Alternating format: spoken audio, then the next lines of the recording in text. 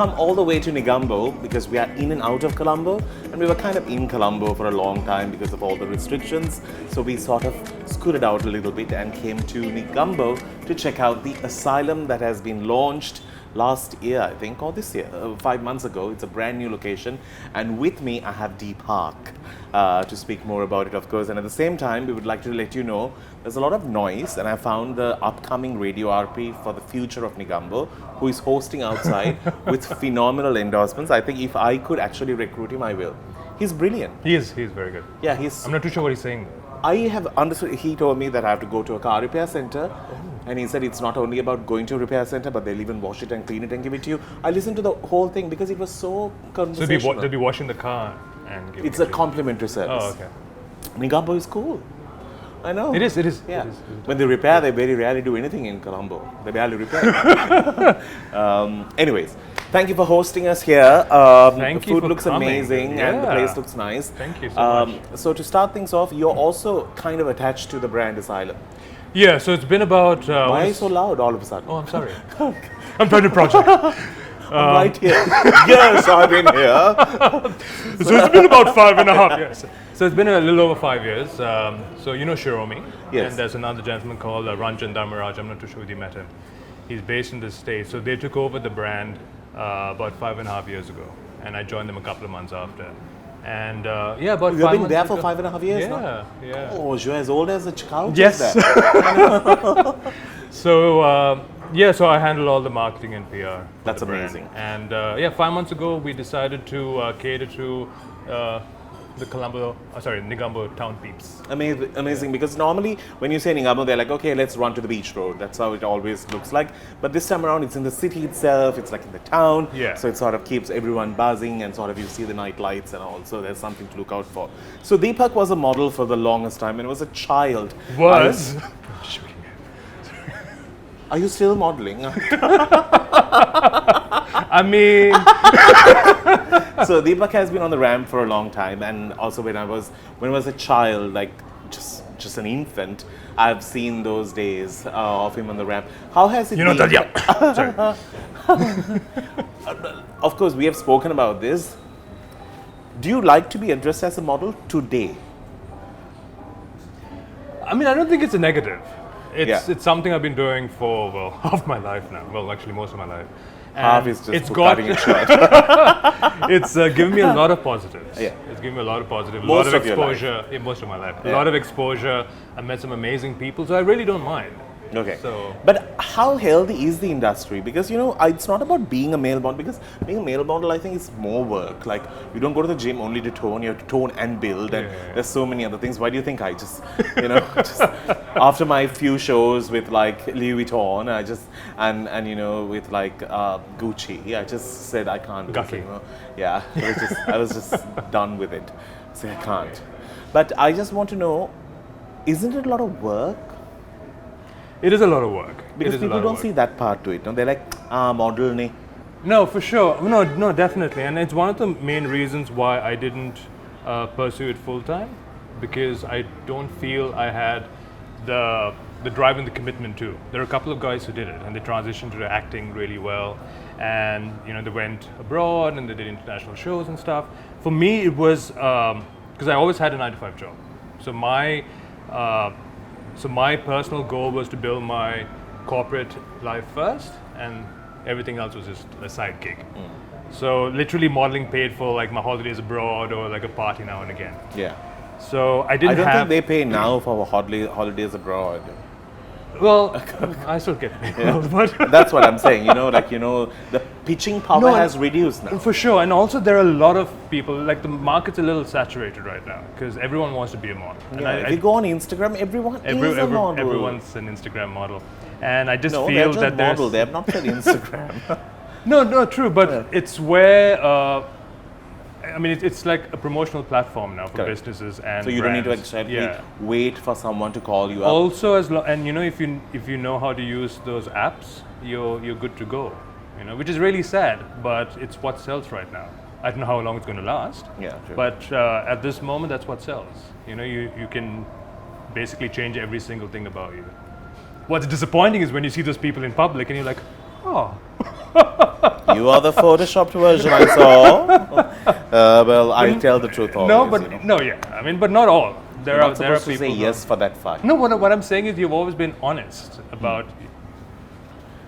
Yeah. I will stop talking. I just want you to run us by what you have given us. Food looks absolutely beautiful. This Yes. looks like a painting I might want to hang. That's really cool though. No, so it's prawn cakes with salsa. You're not telling the exact crucial name. No, we'll put it on the footer. Because he also doesn't know it. He's just bluffing his way here. Look, it's a prawn cake and it's got salsa. I'm just saying it for looks those amazing. who recruited him 5.5 years ago, I'm just worried about it. They did something special for you today. And what is this? This looks really nice. Now, this was a pot sitting on this table, then all of a sudden They came it and- grew food. Right? Yeah. So it's crispy prawn spring rolls. That's exactly what it's called, and it's really tasty. I've tasted it before. Please have one. It's actually very good. Cheers. Cheers. It's on on what? Chopstick. No, it's not a chopstick. It's a chopstick. No, it can't be that. It's a weapon. We need to go for a break. We'll see you after the break. It's good though, no?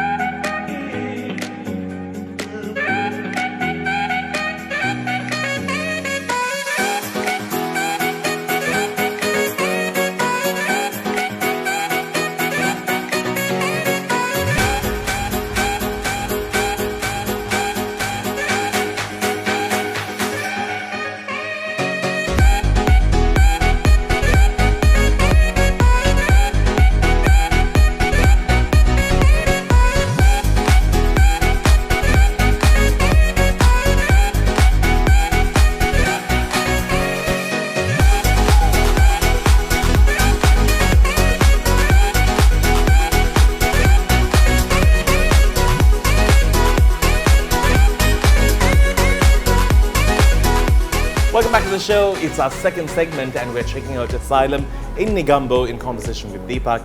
And this is what Negombo gets defined for: the great seafood, and we have crabs in front of us. Crabs. So that's a Singaporean chili crab and black pepper crab. Amazing. Yeah. So I wanted something spicy, so I got the black pepper. Yeah, Chili will be good as well. yeah. I'll try out of both. Are you a fan of crabs? Me, Yeah. allergic a little bit. Are you? But yeah, I might scratch a little. Oh, but, okay, that's fine. It's but a small defi- price to pay. Yes, but definitely start there. I want to see you eat this. We've got the shell break, the Cracking the cracking things. things. Yeah. All right. So I wanted to ask you, I'm good, thank you. this restaurant industry, how is it doing? It's we're very thankful because we're known for our food, and I can proudly say our food is really good, and people know and acknowledge that. So it's been picking up for us. Okay. Yeah, both in Colombo and Negombo. Yeah. And like, something that I've realized is the fact that, people have to like sort of really pay salaries during these times. How did y'all cope with that? So thankfully, like I said, Shromi and Ranjan, they're a blessing to work with. They decided early on that we weren't going to make the staff suffer for something they can't control, we can't control. So we really concentrated on delivery. So our servers were the people who were delivering for us. Right. So we still gave them work. Yeah. Okay, so that means it kept everyone sort of rolling during this Yes, time. and it got people coming to work and having that routine as well, because we realized that some of them have families, young kids they had to put through school. So yeah. So coming back to who you are, You have worked in banks. You have worked in advertising. Yeah. You have worked in veterinary. Nope. No, not there. Probably kill your dog. And I work for a non-profit organization. Yes, that's where you were for a long time, Yeah, right? 6 years. Yeah. So, what has been your calling when you were young? Good question, and I always blame. It's a really good question, Danu. Thanks. Sometimes I make people think, you know. Sometimes. Yeah. Few and far between, but you get there. Just get to the point. But, and I always think, like, I always, well, not blame, but for lack of a better word, but You should have got into just the theatre. fact that. Because you seem to be projecting to a big audience Oh, who I so- can't see. There are people behind the camera. No, so it's just like being the youngest, I always relied, because my family's really close, I always relied on my siblings for some sort of direction. But once we got older and they moved abroad and stuff, I realized, it's just me. I need to figure it out. So Were my you the calling is spoiled always- one? Oh, for sure. Yeah. Oh, wow, okay. Yeah. I'm not embarrassed to say, still am. But I decided at an early age to take whatever opportunity that I got, and then whatever stuck. What didn't. And it was hard because sometimes you get really disappointed because you want something, it doesn't really work out. But I'm really blessed that I did that because all the experience I got through the years doing these random jobs, and it was always in the corporate world until I got to the NGO. It's the experience I got then that I'm using now for my work. So it's a lot of like freelance marketing and PR. Okay. Because, something that I've always thought to myself, a lot of youngsters in our country, they feel like language is a huge thing for us to sort of get a job. Yeah. They feel like, if you have your English sorted, that's half of the battle won. Yeah. You don't speak any other language. You keep bringing this up, which I love. It's not for the path I chose, which really worked out for me. English is what I really needed to master to get through. So I didn't really need. So I'm not fluent in Sinhalese and Tamil, but I can manage. I can get by, but I can't. Tell me something. What would you call this? Pan In Tamil. In Tamil. Yeah, in Sinhalese, Isn't it the same thing? it's pang. Ah, okay. How would you go and buy bread now? You'll just speak to I'll go somebody say, and can I have some bread? Everyone speaks English. A lot of people do. A lot of people can manage. Look, I've done well for myself. I don't know why it gets to people. I just got to ask, Why? I just needed a question, so I had to okay. frame the question, I hope I answered it. Yeah, that's fine. You have worked with so many fashion labels and like brands across, and some have like you might have modeled for them and they are not even there anymore. Why? Is it hard to find work in terms of being a model? In what sense, though? Like, getting constant job. Oh yeah. I felt it was a lot better then, because trying to be politically correct here, but I've just felt there were certain labels and designers that maintained a standard. So And they also looked out for standards when they sort of took people in. booked models. So we used to get constant work and good work, and we also, like a small group of us, were very picky in what type of work we did. And you all sort of traveled all over as well, right? Yeah, at one point there was a lot of traveling And because how come the that has airlines. like completely stopped now? Honestly, I think it's because of social media. People don't need to be spending as much money because the same people you sort of spend money, you go out there to reach. You just put one boost swipe and and then they're there. there you go. Yeah. And it's just like, And which is really sad for the actual working models now because they don't get as much work. true. And that paid work experience. because, yeah. All right, amazing. So I have to ask Deepak something when we do come back because he has been told that he only has friends who are good looking. That's one of the criteria that he looks into. So I want to speak more about it. And where does that leave me? We'll speak more when we do. That's fun. Thanks, Danu. No, we gotta eat this crab in some way or the other because they have to video us eating it. I'm going to take a pound So it's of... homemade bread. So that's beetroot. That's what it's about. You got to take it and you break it with your hand. Guys, we skipped them.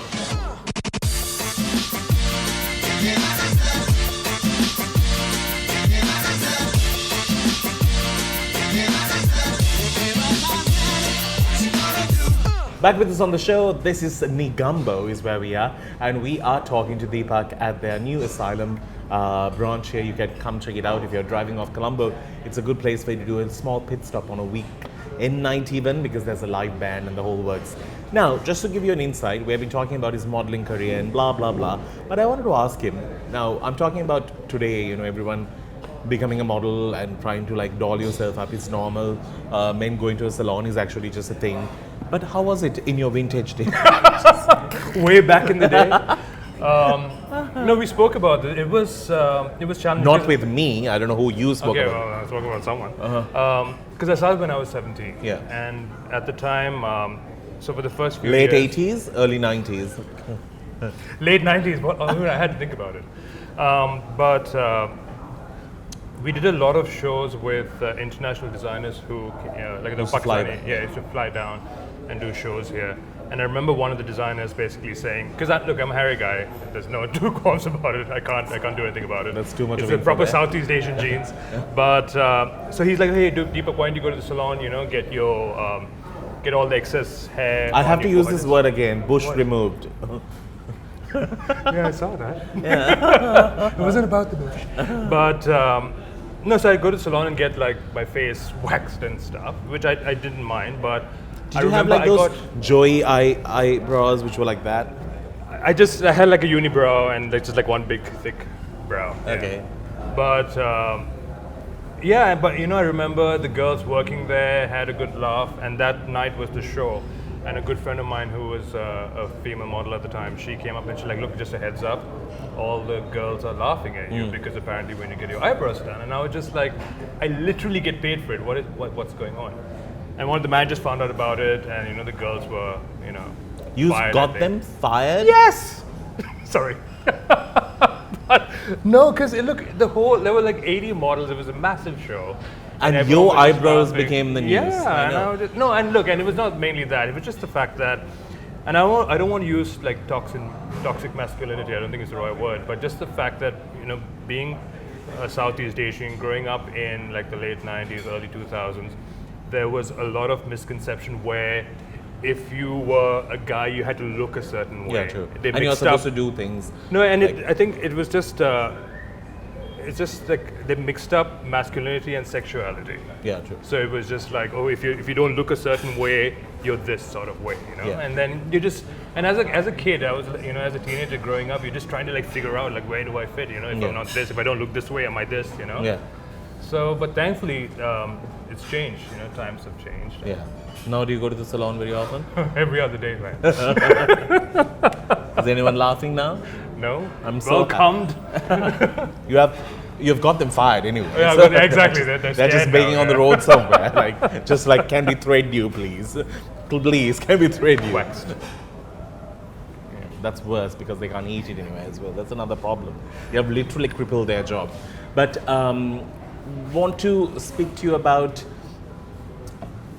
this gossip. Choose your words Yeah, I'm wisely. trying to like think. Gossip. Okay. You have been hit with it, no? 100%. Like we all have though. not me.